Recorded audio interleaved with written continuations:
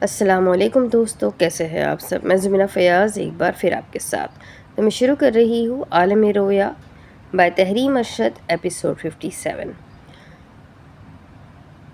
شروع کرنے سے پہلے ہمیشہ کی طرح ایک ہی ریکویسٹ کہ اگر آپ میرے چینل پر نئے ہیں تو چینل کو سبسکرائب کر لیں، بیل آئیکن کو ضرور دبا دیں، اور اگر آپ کو میرے پڑھے ہوئے ناولز میں شارٹ ویڈیوز پسند آتے ہیں تو اپنے کانٹیکٹس میں شیئر ضرور کیا کریں۔ کمنٹ کر کے ضرور بتائیں کہ آپ کو ناولز کیسے لگتے ہیں۔ تو چلیے شروع کرتے ہیں۔ کورٹ روم کا دروازہ کھلا، پروسیکیوٹر زہرا کے قدم باہر پڑے۔ شاز عقب سے نکلا، اس سے انتہائی سنجیدگی سے کہا، تم نے بیل کروا دی ہے؟ پہلے بتا رہی ہوں جیتو گے تم نہیں، سیٹلمنٹ کر لیتے ہیں۔ اس کی پلکیں اٹھی، سامنے سے اس نے حاجرہ کو آتے ہوئے دیکھا اور منہ چڑھا کر بولی، تمہاری محبوبہ آ رہی ہے۔ شاز نے آگے چل کر آتے ترمیم کی، وہ میری بیوی ہے۔ اوہ اچھا، اسے تنزن دیدے گھمائے۔ میرے بہنوئی اور بھائی کے قاتلوں کی بیٹی تمہاری بیوی ہے؟ وہ خفا ہوا۔ اس کے باپ نے ایسا کچھ نہیں کیا۔ سامنے سے حاجرہ انہیں ہی دیکھتے چلی آ رہی تھی۔ میرا تعارف کرواؤ گے؟ اس نے سر پھیر کر اسے دیکھتے ہوئے پوچھا تھا۔ شاز نے سادگی سے کندھے اچکائے، کیوں نہیں؟ میری بیوی تنگ نظر رکھنے والوں میں سے نہیں ہے۔ حاجرہ ان کے سامنے آ رکی۔ شاز نے آگے بڑھتے ہوئے لب کھولے۔ حاجرہ نے پروسیکیوٹر زہرا کو بغور دیکھا۔ شاہ نواز کے دوست کی بہن۔ وہ ایک ادا سے مسکرائی، صرف دوست؟ حاجرہ نے بھویں اٹھا کر شاز کو دیکھا۔ وہ کہنے لگا۔ زہرا مسکرا پڑی، پہلے اچھے دوست؟ بہت اچھے دوست۔ حاجرہ کی نگاہیں شاز پر تھی، ابابیل۔ شاز نے اسے گھورا۔ پروسیکیوٹر زہرا نے ناسمجھی سے ان دونوں کو دیکھتے ہوئے پوچھا، کیا؟ حاجرہ نے کورٹ روم کی جانب اشارہ کیا، ایکسکیوز می، مجھے دیر ہو رہی ہے، اور وہ تیزی سے آگے بڑھ گئی۔ پروسیکیوٹر زہرا نے اسے جاتے ہوئے دیکھ کر شاز سے پوچھا، یہ کیا کہہ رہی تھی؟ پتہ نہیں، اس نے کندھے اچکائے۔ وہ اس کا تعاقب کرنے لگی، ایڈوکیٹ شاز، مگر اس نے اس کی انسنی کر دی۔ وہ کورٹ سے باہر نکل آئی۔ وہ گاڑی کی جانب جاتے ہوئے رکا۔ کیا اسے یہ نہیں پتا میں ہانی کی بہن ہوں؟ وہ رکا، اس نے گردن اکڑا کر دیکھا اور بولا، میں نے اس سے کچھ نہیں چھپایا، یہ میرے سوال کا جواب نہیں ہے۔ اور محفوظ ہوئی تھی۔ جواباً اس نے کہا، میں ابھی بتانے لگا تھا لیکن تم نے۔ اس نے اسے انگلی دکھائی۔ آہا شاز صفدر۔ وہ آگے چلی آئی۔ کیا تم نے اسے بتایا میری بہن نے میرا ہاتھ تمہارے لیے مانگا تھا؟ شاز نے کوئی رد عمل نہیں دیا۔ تم نے اس کے لیے مجھے نہ کی تھی، لاطینی زبان میں کہتے ہیں۔ وہ سانس لینے کے لیے رکی۔ کوسا بیلا مورٹل پاسا اے نون دورا، وہ ترجمہ کرنے لگی، mortal beauty passes and does not last. Zahra ایسے مت کہو، اسے برا لگا تھا۔ اس کی جگہ کوئی اور لڑکی ہوتی تو شاید مجھے دکھ نہیں ہوتا۔ مجھے تم سے کوئی شکایت نہیں، بس مجھے تم سے ایک شکایت ہے، اسلم بٹ کی بیٹی کیوں؟ اس کی آنکھوں میں سرخ دھاریاں تھیں، وہ ان میں پانی اترتا ہوا دیکھ رہا تھا۔ اس نے رخ پھیر لیا اور ناراضی سے کہنے لگا، زہرا اس کا باپ اس سمے ملوث تھا پر اس نے کچھ نہیں کیا۔ اچھا، وہ چبا چبا کر بولی، ملوث تو تھا نا، تو پھر کیوں؟ تو پھر وہ کیوں؟ اس نے اسے دیکھا، کوئی اور میرے لیے اپنی لگی روزی کو چھوڑ کر، ایک بہترین رہائش چھوڑ کر یہاں مردوں کی تنقید برداشت کرنے آ سکتی تھی؟ یہ جانتے میرے ساتھ رہنا خطرہ ہے، وہ میرے پیچھے آتی ہے۔ وہ میرے پیچھے آتی اور اپنے اور میرے باپ میں سے مجھے چن سکتی تھی، نہیں چن سکتی تھی، اس لیے وہ حاجرہ ہے اور میں اسے بار بار چنتا ہوں۔ وہ چاروں شانے چت ہو گئی۔ شاز جانے کے لیے پلٹا۔ وہ اسے نم آنکھوں سے دور جاتے ہوئے دیکھ رہی تھی۔ وہ اسے کم عمری سے جانتی تھی، اسکول میں وہ اس کا سینئر تھا، اس کا بھائی شاہ نواز کا دوست تھا، پھر شاہ نواز اس کا بہنوئی بنا۔ وہ اور شاز اچھے دوست تھے، کالج میں بھی وہ اس کا سینئر تھا۔ کوئی لڑکی اسے دیکھتی تو وہ آنکھیں دکھائے تنبیہ کرتی، دیکھا بھی نہ کسی نے اسے، پھر دیکھنا۔ وہ قمیص کی آستینیں چڑھا رہی تھی، میرا بندہ ہے وہ۔ سب ٹھیک چل رہا تھا، پوسٹنگ کی وجہ سے وہ ان کے ساتھ رہا کرتا تھا۔ ہانی بھی چاہتی تھی اس کی بہن اور وہ ایک ساتھ رہے۔ شاہ نواز نے اس کی شاز کے لیے بات کی تھی۔ شاز کی زندگی میں تب کوئی نہیں تھا۔ شاہ نواز نے جب اس سے بات کی تو اس نے کہا تھا، اتنی جلدی کیا ہے، ابھی تو BA بھی نہیں ہوا میرا، اور آگے LLB بھی کرنی ہے۔ ہانی درمیان میں آئی، صرف بات پکی کر رہے ہیں۔ اس نے لاپرواہی سے ہاتھ ہلا دیا، کچھ دیکھ لے۔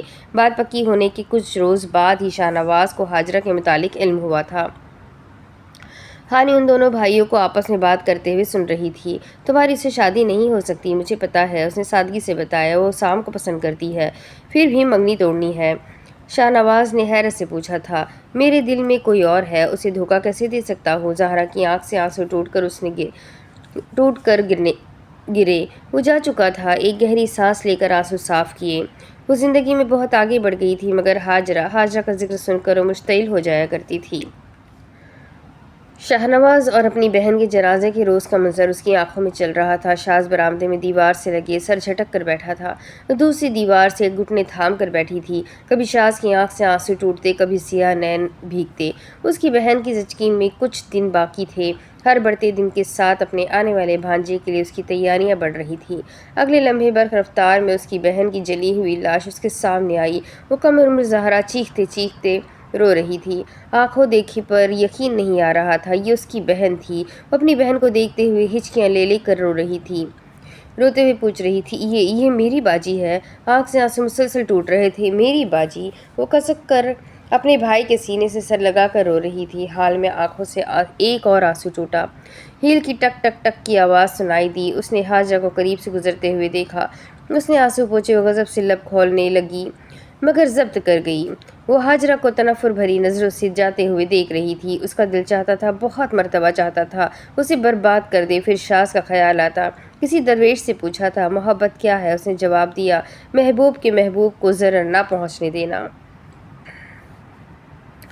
چائے کا کپ میز پر رکھنے کی ٹک آواز سنائی دی۔ ٹک کی ابتدا ہوئی تو ٹک ٹک ٹک کی آواز گونجی۔ شاز نے دھیرے سے نظر اٹھا کر دیکھا، پھر اس کی ہیلز کو پیروں میں سیاہ ہیلز پہنی ہوئی تھی۔ وہ اس کے سامنے چلی آئی۔ اس نے طنزیہ انداز میں مسکرا کر انگلیاں ہلائی، ہیلو، اور وہ برابر والے صوفے پر بیٹھنے لگی۔ کیسے ہو؟ ٹھیک ہوں۔ اس کی نگاہ میز پر رکھے فلور پیس پر گئی تو اس نے بے اعتنائی سے اسے دیکھا۔ یہ کیا پھول کس نے رکھے؟ ہٹاؤ اسے، نفرت ہے مجھے پھولوں سے، زہر لگتی ہے مجھے ان کی مہک۔ میں تو گجرے بھی آرٹیفیشل پھولوں کے پہنتی ہوں۔ شاز نے بغور تنقیدی نظروں سے اسے دیکھا۔ تمہیں نہیں لگتا کہ تم ایک سوشیوپیتھ ہو؟ حاجرہ کی آنکھیں پھیلی۔ اس نے خود کو لندن کے آکسفورڈ اسٹریٹ پر ٹہلتے ہوئے دیکھا، ساتھ ایک دراز قد نوجوان تھا۔ کبھی کبھی مجھے لگتا ہے تم سوشیوپیتھ ہو۔ تمہیں پھول پسند نہیں؟ اس نے لاؤنج کی جانب دیکھا۔ اتنا بڑا گھر ہے لیکن تمہیں اسٹڈی میں بیٹھنا ہوتا ہے۔ تمہیں بس وہی چاہیے جس سے تم آبسیس ہو جاتی ہو، جس سے ان دنوں میں جو کرمنالوجی کا ایک ٹاپک ہو، اپنے گھر والوں سے محبت کرتی ہو پر وہاں جا کر بھی کسی سے زیادہ بات نہیں کرتی ہو تو ایک حد تک، اور اس کے بعد اجنبی ہو جاتی ہو۔ اور لندن کے لوگ یہاں آنے کے بعد تم نے انہیں ایک مرتبہ بھی یاد نہیں کیا، اور کیا تم صرف اپنے کام کے لیے؟ تمہیں نہیں لگتا تمہارے ساتھ نفسیاتی مسئلہ ہے؟ ایسی تو نہیں تھی تم، جواباً وہ اس کے انداز میں کہنے لگی۔ تمہیں نہیں لگتا تم سائیکوپیتھ ہو؟ جان بوجھ کر خطرہ مول لیتے ہو، کمال کا جھوٹ بولتے ہو، خود کو برباد کرنا چاہتے ہو، ہر وقت اوور کانفیڈنٹ رہتے ہو، کسی چیز پر ریئیکٹ نہیں کرتے، میری اپنائیت کو دھتکارتے ہو کیونکہ تمہیں لگتا ہے میں تم پر ترس کھا رہی ہوں۔ مسکرا کر اس کی جانب جھکی۔ I don't mind. وہ آنکھیں پھیلائے بے تاثرانہ انداز میں اسے دیکھ رہا تھا۔ ایک سوشیوپیتھ اور ایک سائیکوپیتھ کی جوڑی، isn't it awesome؟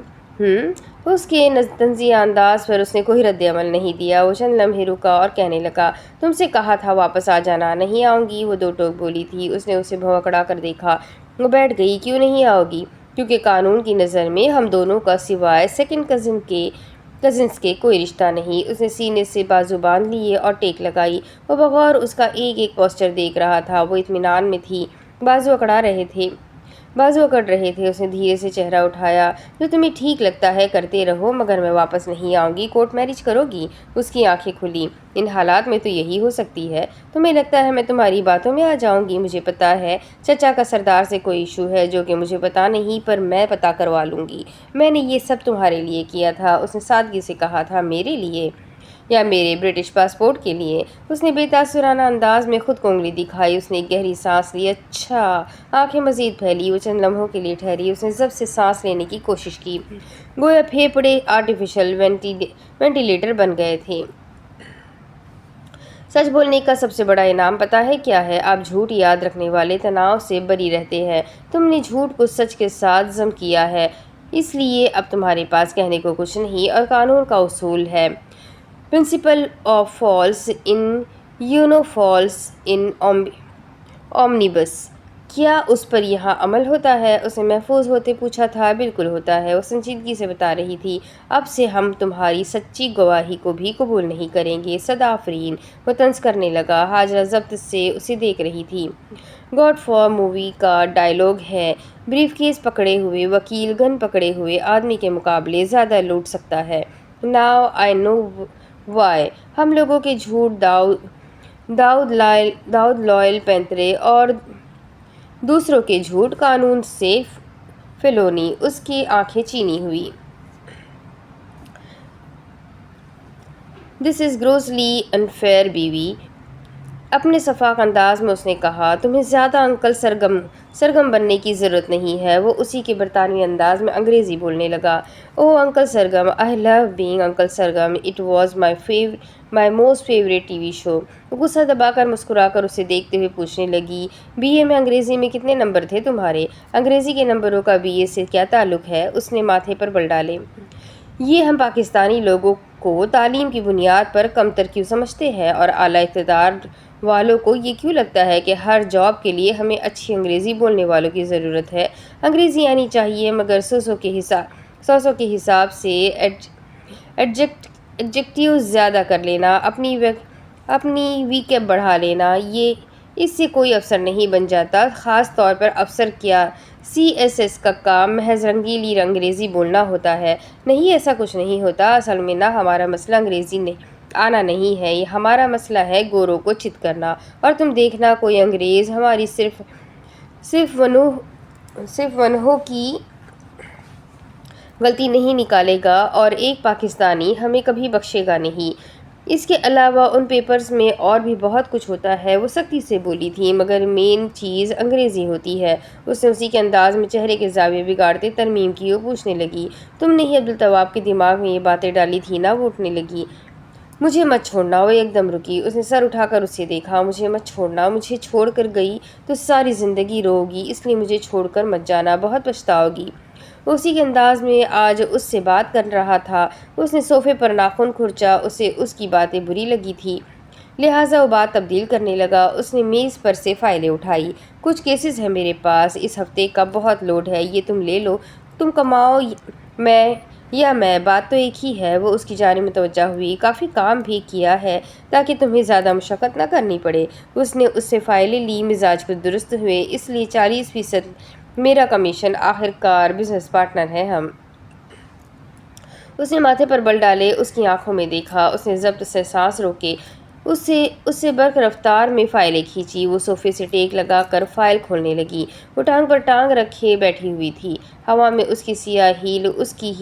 اس نے اس کی ہیل کو بغور دیکھا۔ تمہیں پتہ ہے یہ ہیلز انگریزی ادب میں کس چیز کو سمبلائز کرتی ہے؟ اس نے دھیرے سے سر اٹھا کر اسے دیکھا۔ مغربی نسوانیت، یہ کہہ کر اس نے نظر جھکا لی۔ میرا وارڈروب تمہیں بہت پسند ہے نا؟ اس نے کان کے پیچھے لٹرسی۔ تو اس بچے کو لگتا ہے اس کے امتحان میں مارکنگ درست نہیں ہے، اس پر ٹاٹ کا لا لگے گا جو کہ اس ملک میں پڑھایا جاتا ہے پر لاگو نہیں ہوتا اور نہ ہی آئندہ سالوں میں ہونے والا ہے۔ دنیا میں جو قانون سب سے زیادہ اہم ترین ہے وہی یہاں استعمال نہیں ہوتا۔ وہ فائل بند کرنے لگی۔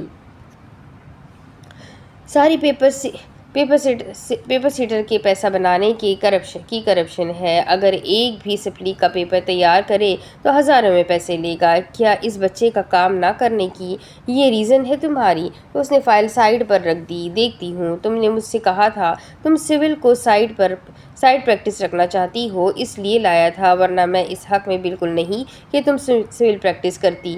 کیوں، یہ تمہیں ٹف لگتا ہے؟ اس نے آنکھیں پھیلائی، کیا یہ ٹف نہیں؟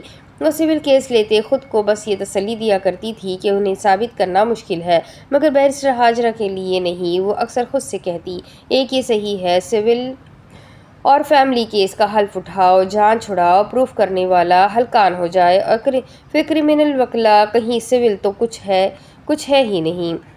دراصل اصلی مصیبت تو ہے ہی سول کیس۔ فوجداری بھی آسان نہیں ہے، چاہے 2.5 کتابیں ہیں، لیکن اس میں بھی سٹیشن ہے، موڈیفیکیشن ہے۔ اوکے، اس نے ہاتھ اٹھائے، تمہیں حرفاً مولا بننا ہے بنو، مگر میرے خیال میں سول پر وہ کرنا مشکل ہے، خاص طور پر فیملی اور انہیریٹنس جیسے۔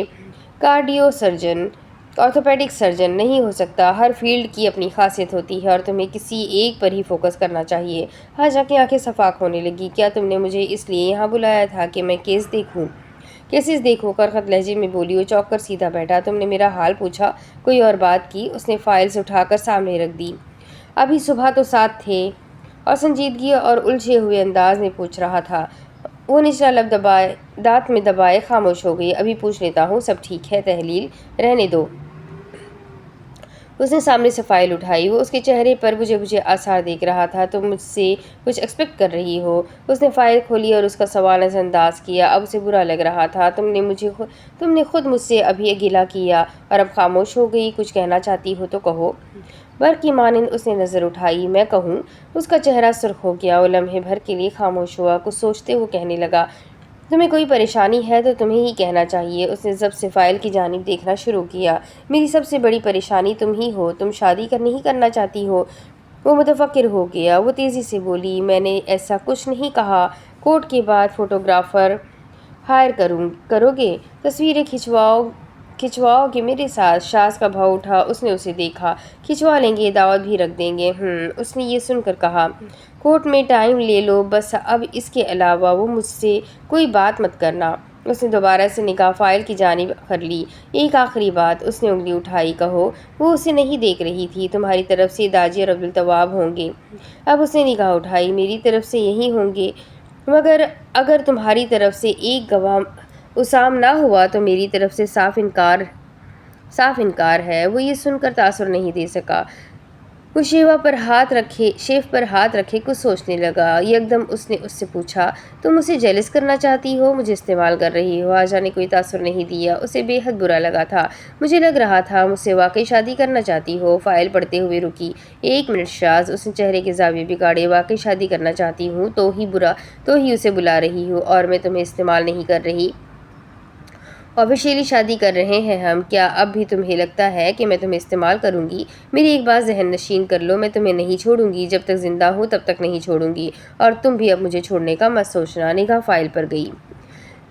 क्योंकि अब हमें एक दूसरे की आदत हो गई है। वो कुछ कहने लगा, काम की बात करते हैं, रवैये मानी रखते हैं, ख्वाह हम किसी के कितने करीबी हो। उसने गिला किया था। हाजा ने उसे देखा। उसने शर्मिंदगी से नज़र झुका ली। वो हुनूर उसे देख रहा था। वो खुद को मगरबी लड़की बताती थी, मगर वह आज भी मशरकी थी। जिससे एक बार शादी कर ली उसी से निभाने वाली। लबों पर नर्म मुस्कुराहट थी। वो उसे देखता जा रहा था। वो फाइल पढ़ती जा रही थी। वो जदीद असर के तर्ज में एक पुराने ख्यालात की रूह थी, इतनी ताकतवर कि अपनी छाप दायमी तौर पर दिलों पर छोड़ जाती। बेयक वक्त सफाक और दिलरुबा। घड़ी पर वक्त देखा। वक्त निकल रहा था। काम हजार थे, मगर एक मर्द के लिए एक ज़हीन और चाक चू बंद रहने वाली शातिर औरत की सोहबत से ज़्यादा ज़रूरी कुछ नहीं हो सकता था। उसके फ्लिप मोबाइल की घंटी बजी, साथ ही टेलीफोन की घंटी बजी। उसने मोबाइल उठाया। दोनों ने एक दूसरे को देखा। हाजा ने टेलीफोन उठाया और उसने अपना मोबाइल। हेलो हाजरा बाजी। रज्जब की आवाज़ पर उसका दिल ज़ोर से धड़का। रज्जब?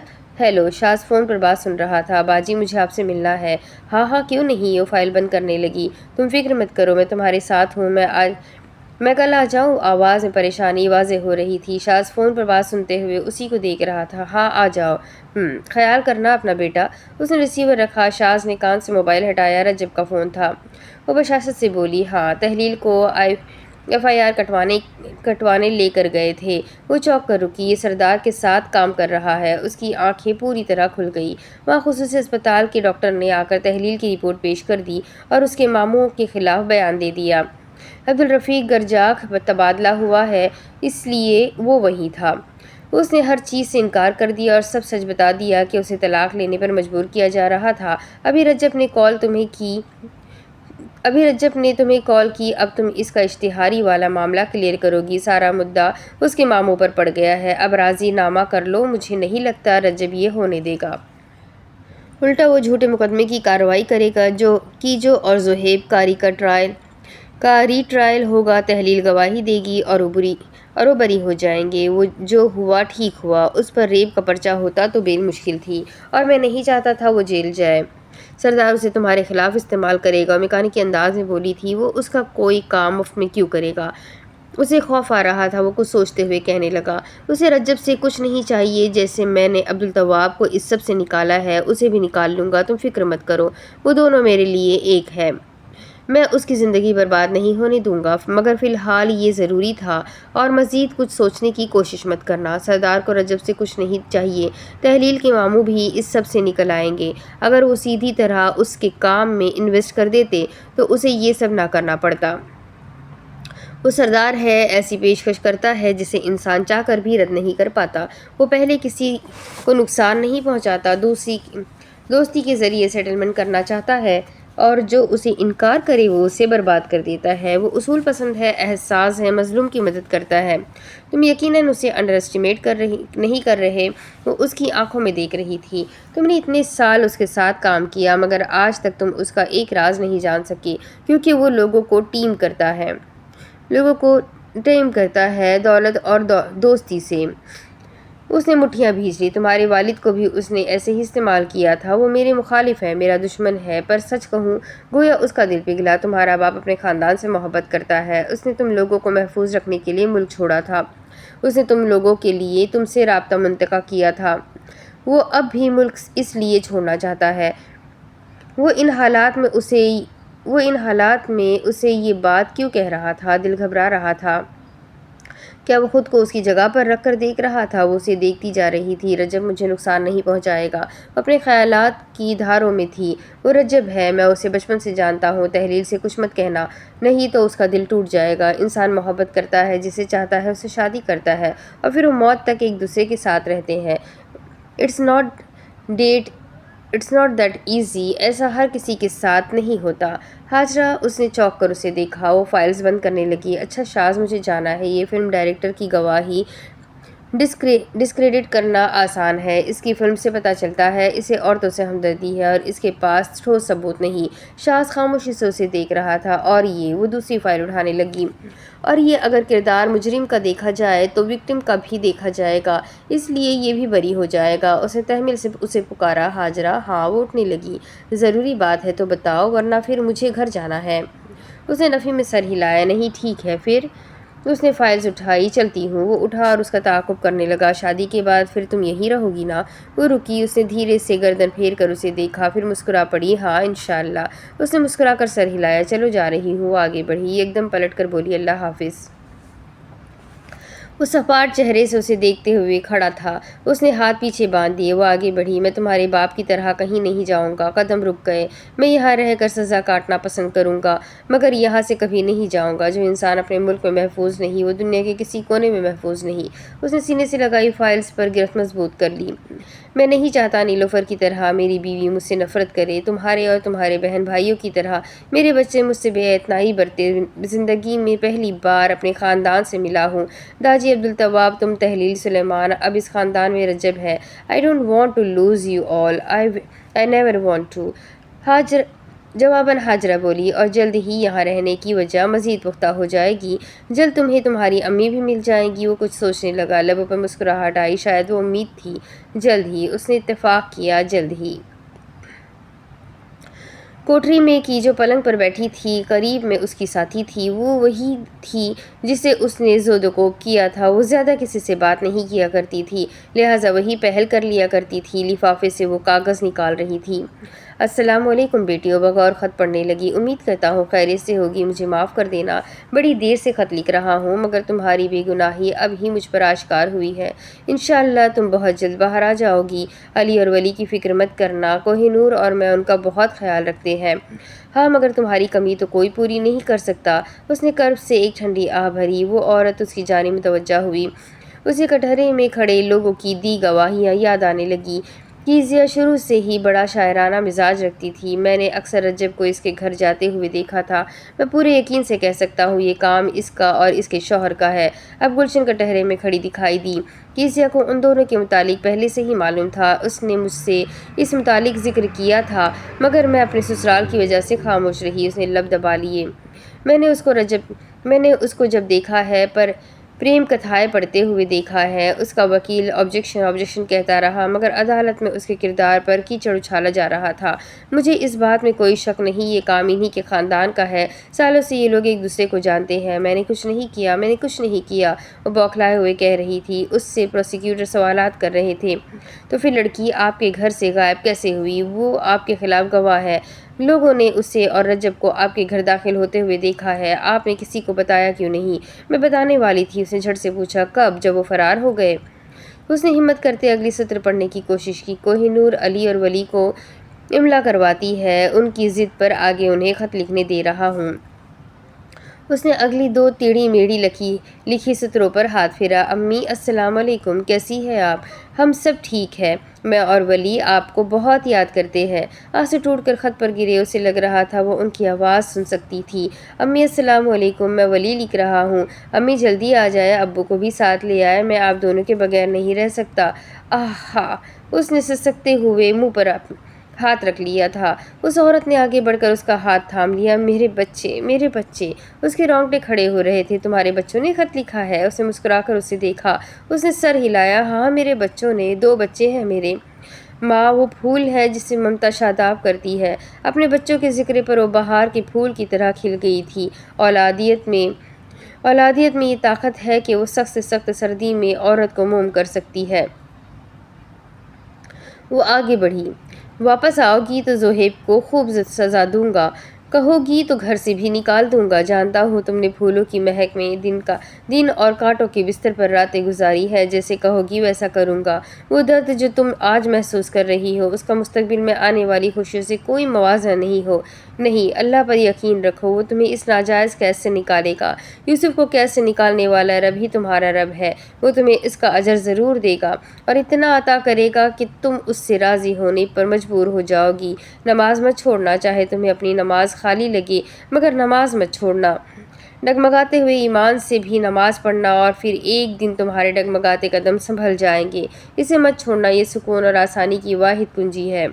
اللہ تمہارے لیے آسانیاں کرے گا۔ جب بھی منفی ہونے لگو اور تمہیں لگے کہ تم ہار رہی ہو اور تمہارا مقدر تمہیں قابض کر رہا ہے، تو اس کی متی مت ہونا۔ یہ مقدر نہیں، مایوسی ہے، اس کفر کی متی مت ہونا۔ اللہ نے چاہا تو جلد ملیں گے۔ تمہارے لیے بہت ساری دعائیں۔ تمہارا سسر نجیب۔ اس نے سینے سے لگا لیا اور سر جھکا لیا۔ اسے سسک کر رو رہی تھی۔ وہ عورت ہنوز اس کا ہاتھ تھامے ہوئے بیٹھی تھی۔ سب ٹھیک ہو جائے گا، مگر وہ ہنوز رو رہی تھی۔ تمہیں تو تمہارے بچے یاد کرتے ہیں، مجھے تو میرا بچہ یاد بھی نہیں کرتا۔ اس نے بھیگی پلکوں سے اسے دیکھا۔ کیوں؟ میرے سسر نے مجھے گھر سے نکال دیا۔ اس نے اسے ہمت دیتے اس کا شانہ تھپتھپایا۔ سب ٹھیک ہو جائے گا۔ اس نے جذباتی ہوتے سر ہلایا۔ انشاءاللہ۔ اب اس کے آگے کی کہانی میں آپ کو اگلے قسط میں سناتی ہوں کہ آگے کیا ہوگا۔ یہ جاننے کے لیے میرے ساتھ بنے رہے۔ ویڈیو کو لائک کریں، چینل کو سبسکرائب کریں، بیل آئیکن کو ضرور دبا دیں۔